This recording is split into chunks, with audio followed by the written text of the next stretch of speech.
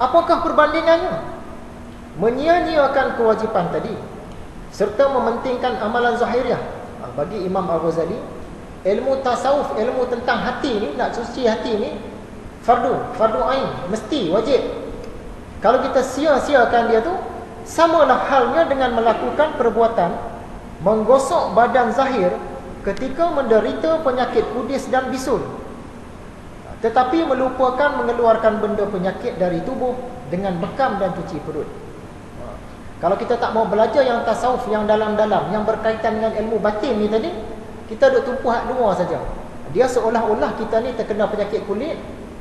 Tabib kata kena makan ubat, kena pantang, kena makan herba, kena berbekam, kena cuci usus dengan makanan-makanan, kena puasa. Oh tak mau, tu semua susah. Saya nak hak yang sapu kat luar ni. Kata-kata kita macam tu. Bila kata ilmu tasawuf ni, ilmu tasawuf susah. Nak bersih-bersih hati ni kerja karut, susah, berat. Kita buat apa yang ada sudah.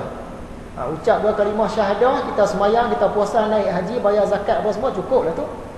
Orang nak yang zahir-zahir, hak amalan luaran. Kan semayang tu kerja luaran, haji kerja luaran, zakat kerja luaran. Yang dalaman tu tak mau. Sebab yang dalaman ni susah. Macam orang tanya, kenapalah saya ni tak tenteram? Nak kata pangkat ada, nak kata duit ada, nak kata sihat, tapi hati tak tenteram. Nak tenteram, kenalah banyak semayang. Kita bagi hak yang zahir. Kenalah banyak puasa, kenalah banyak zikir, kenalah banyak menderma. Kawan pun buat lah. Daripada semayang hak yang fardu-fardu saja, dia pun tambah. Jadilah 20 rakaat sehari, campur dengan sunat-sunat. Daripada baca Quran seminggu sekali, dia pun baca tiap-tiap hari. Sehari 1 juzuk. Sebulan settle 1 Quran. Daripada malas zikir lepas mayang saja, dia tambah pula zikir pagi, zikir petang, zikir malam sebelum tidur. Daripada tak dakwah, dia dakwah pula. Daripada tak sedekah, tak buat kenduri, dia buat sedekah pula. Tapi hati tak tenteram juga. Sebab apa? Sebab kita bagi kepada dia amalan zahir. Bila kata amalan zahir tadi, Imam Ghazali cakap seolah-olah sapu hak luar. Kita berpenyakit, penyakit kulit, penyakit tu datang daripada dalam.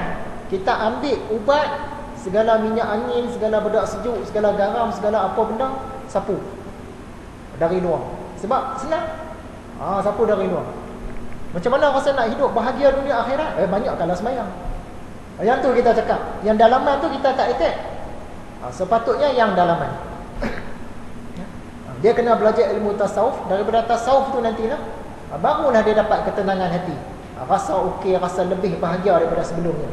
Kita dah bagi ubat yang zahir. Ubat batin kita tak bagi. Dia kena ubat yang batin. Macam kena resdung. Resdung ni benda dari dalam. Kita hok dari luar. Ambil bedak sejuk, campur garam sikit, jampi-jampi sikit, sapu. Tak boleh pula tenis pula dengan bedak macam-macam bubuh. Orang ni tak boleh, ni kena dalam. Maksud dia kena bekam korang-korang. Sini. Ataupun kena masuk asap. Ataupun kena makan herba. Tak maulah, aku nak yang sapu saja. Dia nak yang luar saja. Sebab yang luar mudah. Jadi dalam agama pun sama. Kita nak yang luar-luar. Kita belajar ilmu kalam, ilmu tauhid. Kita belajar ilmu fiqh. Cara semayang, cara puasa, cara keluar zakat, semua yang tu je. Bila sampai yang ihsan tu, tak maulah, ni benda berat lah. Benda berat ni. Nak belajar tasawuf ni tak mau. Rukun iman ambil, rukun Islam ambil, ihsan dia tak mau.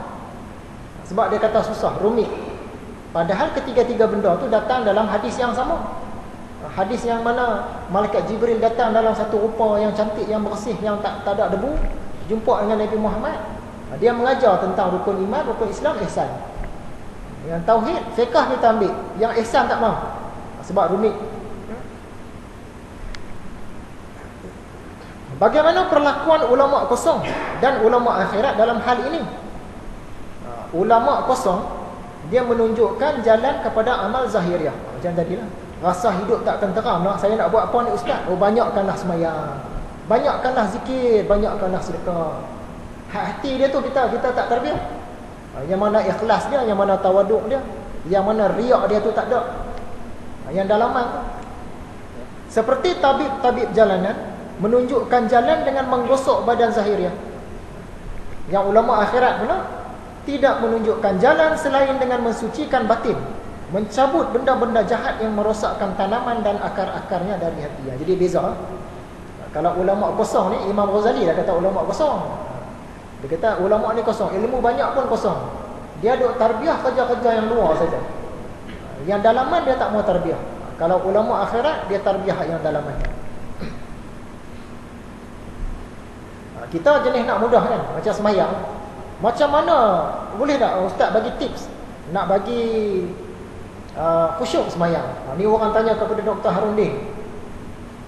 Jadi Dr. Harundin dia jawab apa kat orang tu tak tahulah, tapi kita dengar kuliah dia kata macam mana nak bagi khusyuk dengan sekadar tips-tips macam tu. Kita belajar perihal semayang ni satu kitab. Nak khusyuk tu satu kitab belajar. Ni dia datang kat kita, macam mana ustaz nak khusyuk semayang? Nak tips. Dalam beberapa minit nak jawapan. Bolehlah kita bagi tips kan, tapi tak sampailah benda tu. Kita nak khusyuk satu kitab belajar pasal semayang. Dia nak khusyuk, dia minta tips je. Mana nak dapat? Memang tak boleh dapat. Kenapalah kebanyakan orang lebih suka mencantikkan amalan zahir? Hak yang semayang, hak yang bersedekah, hak yang zakat, semua tadi lah, baca Quran apa semua cantik. Orang kebanyakan menempuh amalan zahiriah, tidak amalan batin dengan mensucikan hati nurani, adalah disebabkan amal zahirnya itu mudah. Hak yang luaran ni senang, macam sakit tadi lah, sapu je ubat, senang. Tak payah puasa, tak payah makan herba, tak payah berbekam.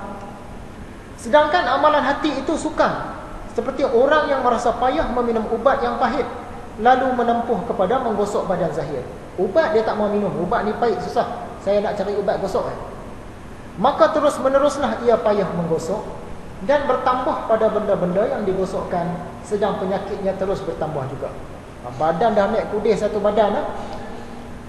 Tabib kata kena makan ubat, kena pantang, kena puasa, tak mau, ni semua susah, saya nak ubat gosok je.